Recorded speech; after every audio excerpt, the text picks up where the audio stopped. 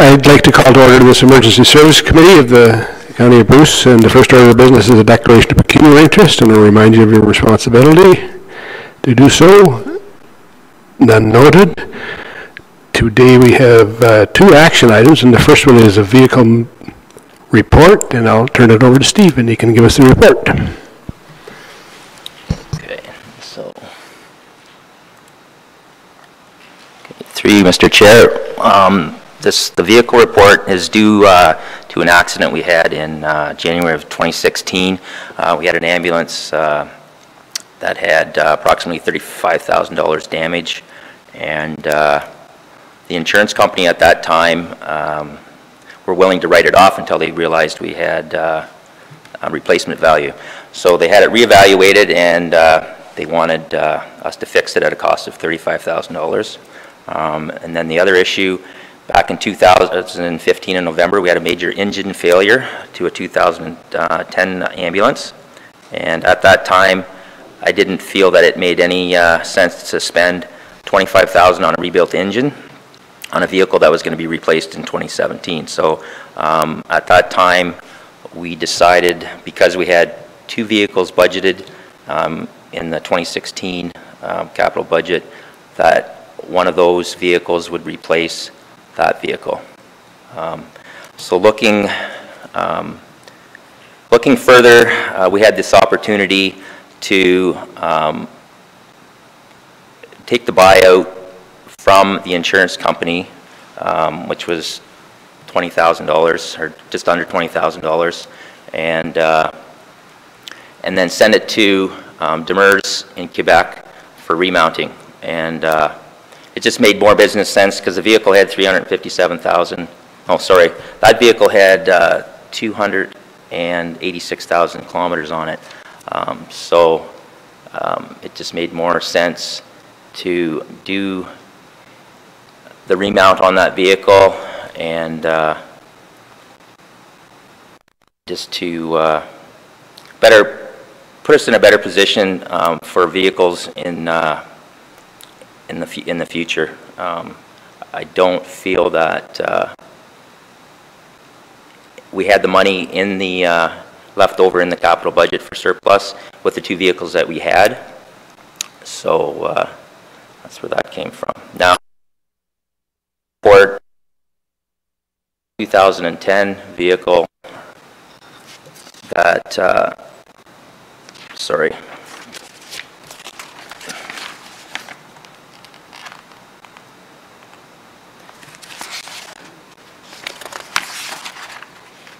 Sorry, it's, yeah, 2010 with,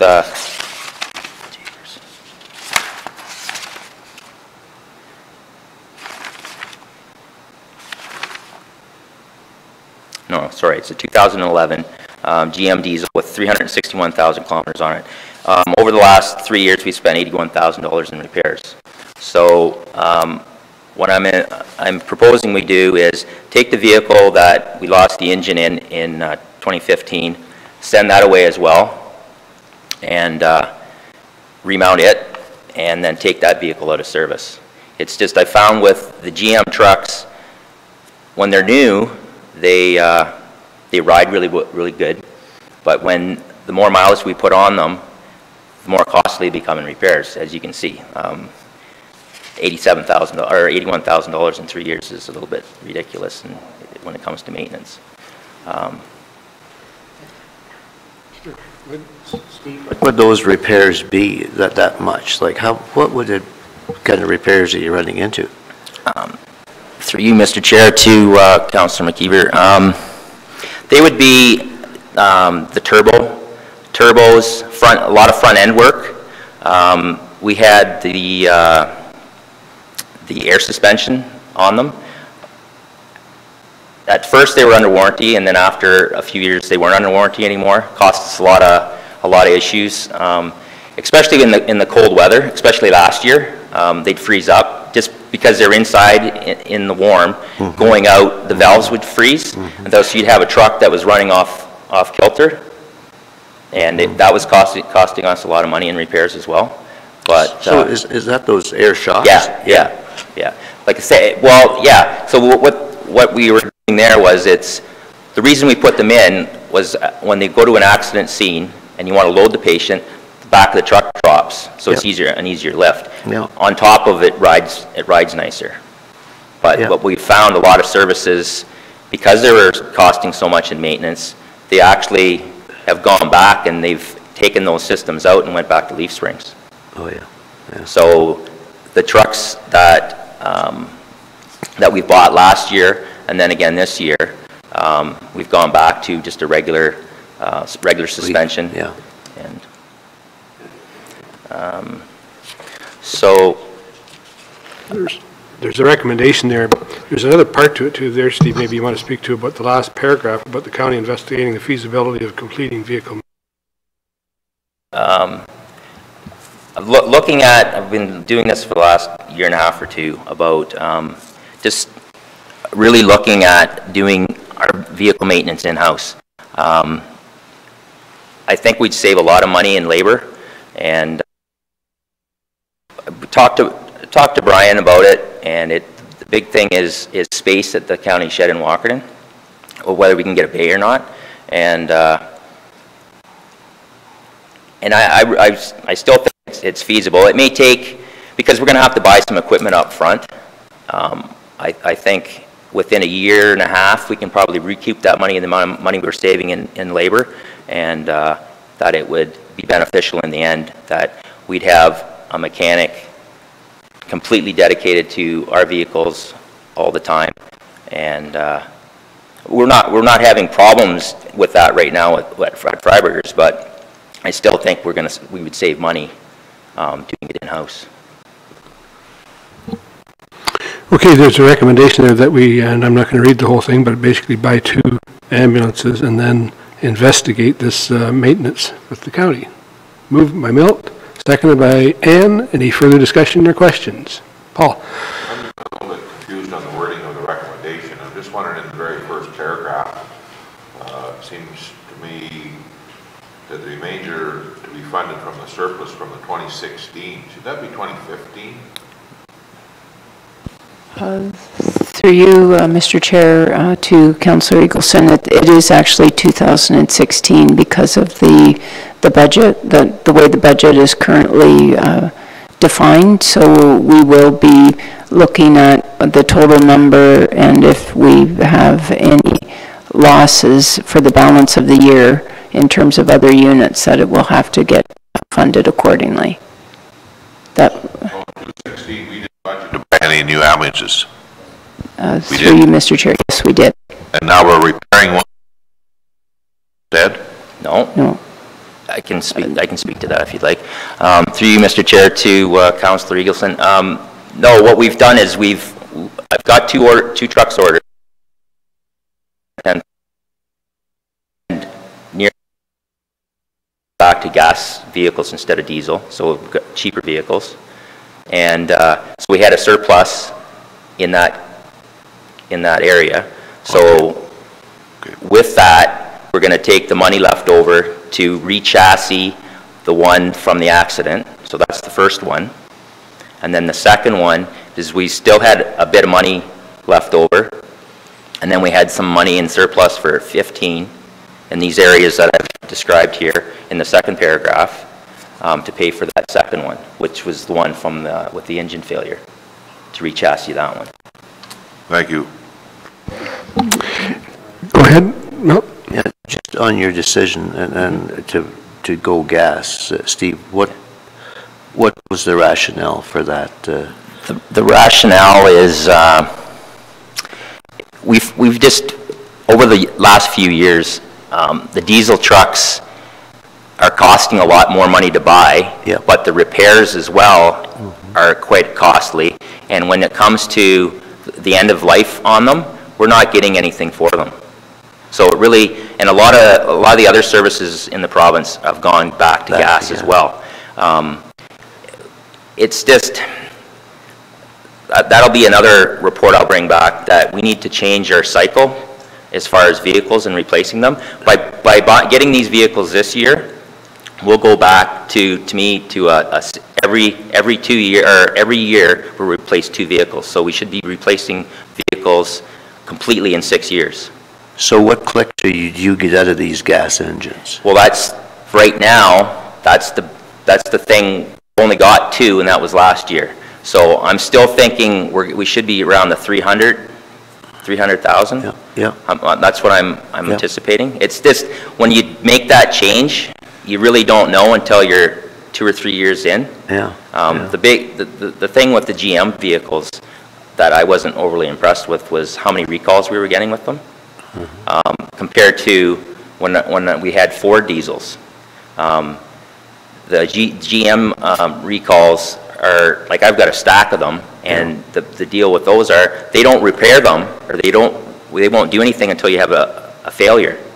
Well, when in an emergency vehicle, you can't wait for a failure to have them repaired. You want them, with the Fords, they were fixed as soon as you got the recall.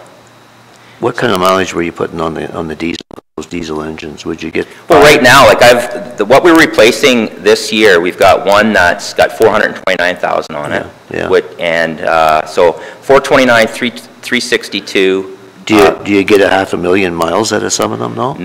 No, we replaced them before then. Yeah, we've been replacing them before. And a lot of other services, like we've been checking around, even Grey County. They've got one that's on their auction with 242,000 K on it. And it just, like, at the end of the day, when you go to auction, we were only getting $2,800 for them. Nothing. Yeah. And that was my reasoning behind with the vehicle with the engine gone, was remounting it, because what are you going to get for it? $500 or $1,000? It just didn't make sense. It makes more sense to put a new chassis under it, get another 5 or 6 years out of it, and because by doing this, we're going to have 6 gas vehicles by the end of this year, and that's half the fleet, and we'll have more or less a new truck in every station, and that just sets us up better for the future. You know what? I'm really not seeing a lot that we're spending a lot more on the gas than the diesel. Like I said, you've got to weigh the costing of because it's automatically cheaper, or it's cheaper to do an oil change on a gas than it is on a diesel. And some services have gone to the Mercedes chassis, and those oil changes are $500 to $600 just for an oil change. And so that's why I've gone back to just, buying a Ford gas, and it makes good business sense to try that. Thanks, Steve. Any further questions? Paul? How many questions? Oh, that's all you want today. Well, there's sort of 2 issues here in this recommendation. So we're dealing with the vehicles in the first couple paragraphs, which I'm okay with. But the third paragraph talks about investigating, doing our own maintenance in-house. And I'm wondering, would that not be kind of automatically looked at during the process we've entered into with combining services with Grey? Like, I don't know if we should start, I don't see the point in starting this process independently now. I'm saying it should work itself into the path forward that we're investigating. I know that Grey does do their own ambulance shops, and so I think there's excellent merit in it, but it should be probably part of the ongoing process. Through you, Mr. Chair, I absolutely agree, and it will be part of the process. Yeah.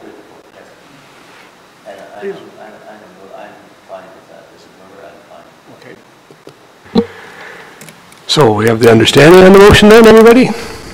Okay, I'll call the question. All in favor? Opposed, if any? That is carried. The next item on the agenda is Regional Base Hospital Memorandum of Agreement, and there you go. Okay, the next item, this base hospital agreement, it has been in the past renewed every 2 years. What they want to do is the proposed changes to not re-sign every 2 years, however, have the ability to review the agreement every 2 to 4 years, and only have it redone if there's changes to the agreement.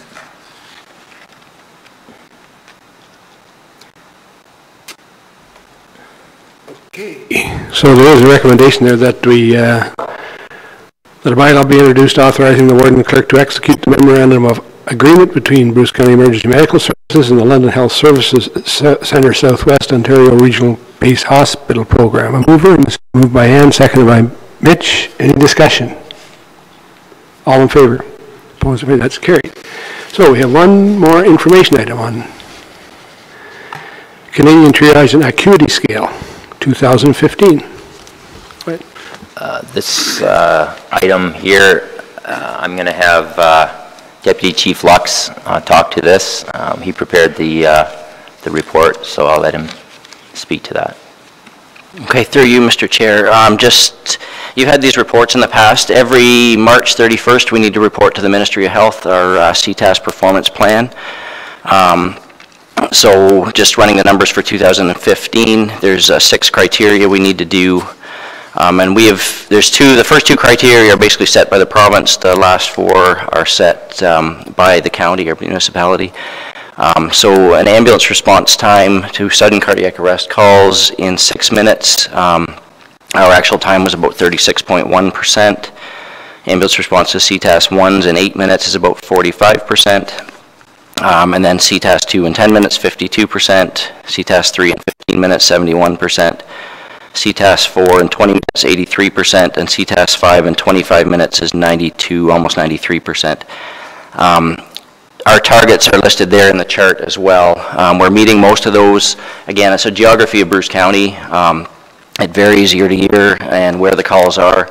All of these are based, the CTAS 1s are obviously more higher acuity, more severity calls, so they want a quicker response time, but we do have to lower the target rate because we can't always get there in those times. These key performance indicators, like I said, are partially set by the Ministry of Health, but we're given the opportunity to set part of the plan. We last changed it in August of 2014. We reviewed it last August of 2015, and we'll be doing the same again this year. This year we'll probably have about 5 years worth of data, so if we need to change that, we'll be able to look at it a little bit and change them, but this is what a report to the ministry will be for this year. Any questions? Thanks very much, Ray. Then that's the end of our agenda. Our next meeting will be, if I get back here, I guess April the 7th, right? April the 7th at the Bruce County Museum. A motion to adjourn. Ann and Mitch, all in favor or adjourn?